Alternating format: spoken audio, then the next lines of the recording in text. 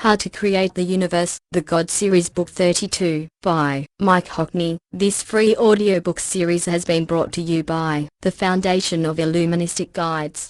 Contact the Foundation publicly listen, the Phoenix, at tinyurl.com/foundation322. Check our Foundation page at tinyurl.com/foundation323. And we have a posting group with many books and resources at tinyurl.com/foundation324. For the complete books that will be covered in this series, see tinyurl.com/Hockney322. Remember, there are many truths within lies and lies within fact. Truth is relative to the observer. The sign of a seeker is the quest for the truth. In that sign you shall conquer. Find the path in your own quest for the Gnostic grail of illumination. Choose wisely. We will be watching you. In a Hockney, Chapter 12. No parts. Leibniz said that monads can have no parts. But, of course, they must contain something, because how else would they be differentiated from each other? If we say that a monad has matter and form,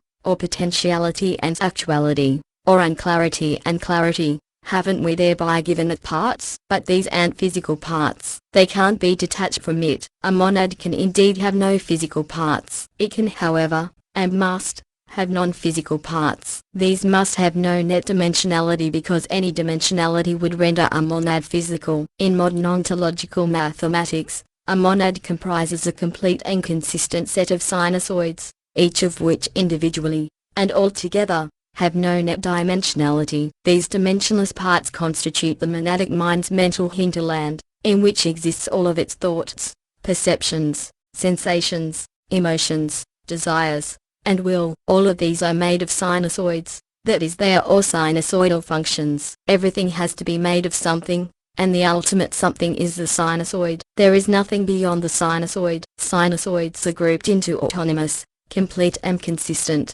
sets, each such set constituting a monadic mind, soul. So, reality is all about sinusoidal monads and their interactions. Nothing else is happening. Leibniz considered monads metaphysical thinking entities, without physical parts. Of course, this simply invites the question of what it is that supports mental activity in a partless, dimensionless monad. Leibniz never found the answer, but he knew it must be non-physical. Of course, we know now that it's none other than light, which is made of massless, dimensionless sinusoids, outside space and time. To turn Leibniz's dazzling monadology of 300 years ago into something that could form the basis of a modern final theory of everything, the only task was to mathematicize the content of monads. This has now been achieved by Euler's formula, Fourier mathematics and sinusoids. Newtonian science was far more effective than Leibnizian science, because the former was based on space and time, observable dimensionality,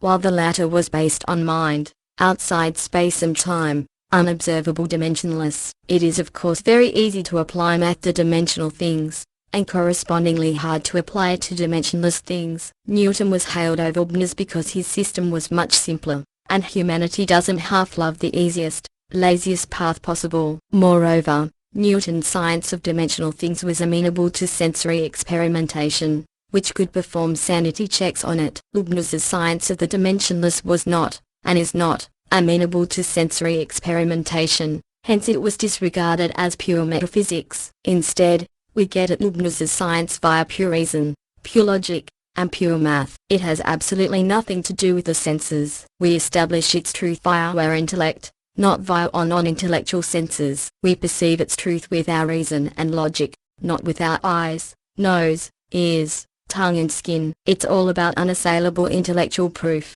not assailable sensory evidence. Sensing types are of course drawn to sensory science. Thinking types are drawn to ontological mathematics. Sensing types labor under an illusion that they are rational, logical and intellectual. In fact, the only thing that delivers reason, logic and intellect to science is rationalist, non-sensory mathematics. And if you removed it from science, science would instantly be reduced to pre-Newtonian junk, and have no power at all. Sensing types, not being thinkers, are too stupid to realize this. It's with our reason, logic and intellect that we understand reality, not via our senses. The senses, cut off from intellect, can tell you nothing at all about what things are and where they come from. We cannot use our senses to perceive causes and explanations. There is no sensory organ for truth, so it's crazy to rely on the senses if you want to understand the secrets of existence. Sensory empiricism, culminating in science, has zero capacity to explain reality. That's a simple fact. But you have to be a thinking type,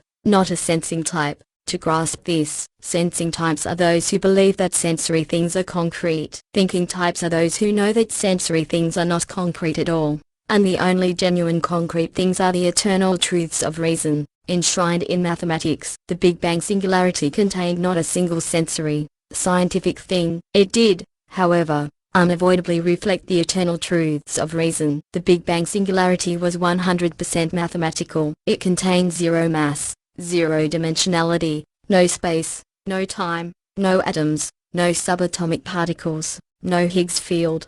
Absolutely nothing of science. To spell it out, the instant you accept the existence of an explanatory Big Bang singularity, one in which resides the answer to existence, as opposed to the non-explanatory, miraculous Big Bang singularity of science, which has no rational basis, you have no option but to acknowledge that the world of science is inescapably born from a world of pure mathematics, and all so-called scientific things are simply sensory, dimensional mathematical things, which all have their origins in the non-sensory, dimensionless singularity of mind. Mind creates all matter, not the other way around, and it does so using pure mathematics. We live inside a universe comprising a cosmic mind, a singularity outside space and time, controlling a cosmic body, a material world inside space and time. And we ourselves are singularity minds, souls, controlling physical bodies. As above, so below. Science, even though it is absolutely reliant on mathematics,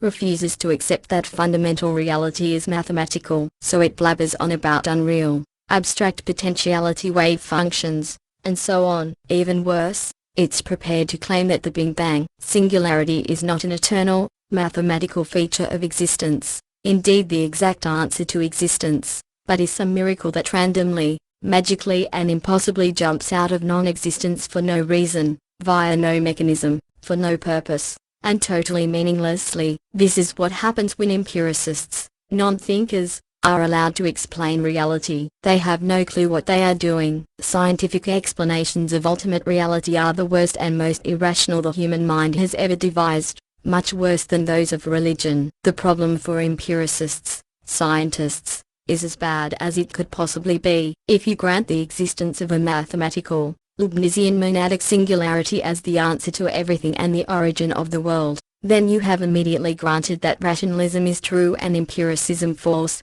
or, more accurately, useless intellectually, that scientific experiments, hence the scientific method, are useless when it comes to ultimate reality, and, above all, that mind creates matter rather than matter creating mind. All of this means that scientific materialism and empiricism is false, and, moreover, that religion is true, as mathematical logos, and not silly mythos. It destroys the entire atheistic scientific worldview at a stroke, which is exactly why scientists are so resistant to it. The idea that scientists are dispassionate truth seekers is a joke. We live in a meaningful, purposeful, teleological, striving, self-optimizing, self-dissolving mathematical organism, capable of holography. Science's so-called material world of space and time is nothing but a mathematical hologram, created collectively by monadic minds. All of this is anathema to scientific empiricists and materialists.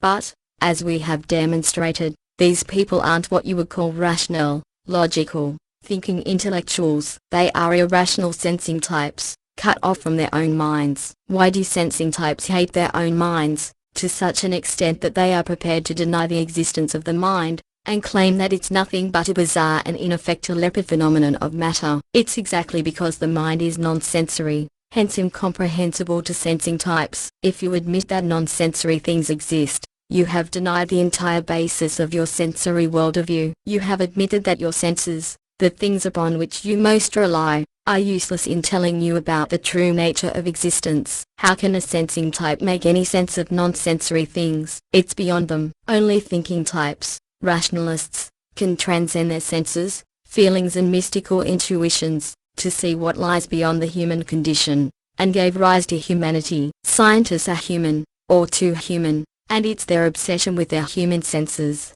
with sensory experiments and sensory evidence that makes it impossible for them to understand reality. Never forget, the answer to existence resides in a non-sensory singularity.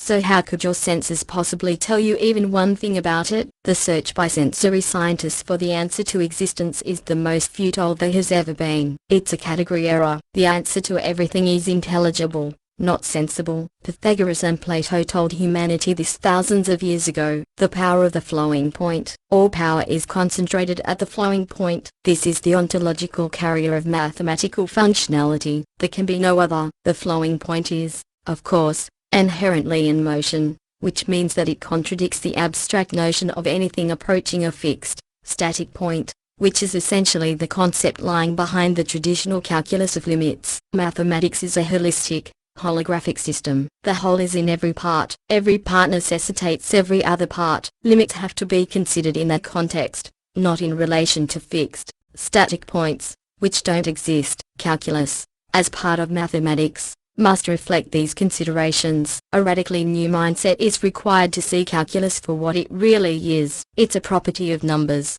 and numbers are ontological sinusoids. How can you define calculus if you can't define, in complete and consistent terms, what a number is, and what mathematics itself is? If you fail to do so, you are simply making up a definition of calculus to suit your own ideology and philosophy, your own mythos. Calculus must not be linked to empiricism, materialism, set theory, formalism, axioms, mathematical metalogic, logicism, or anything else. Calculus must be grounded in mathematical ontology,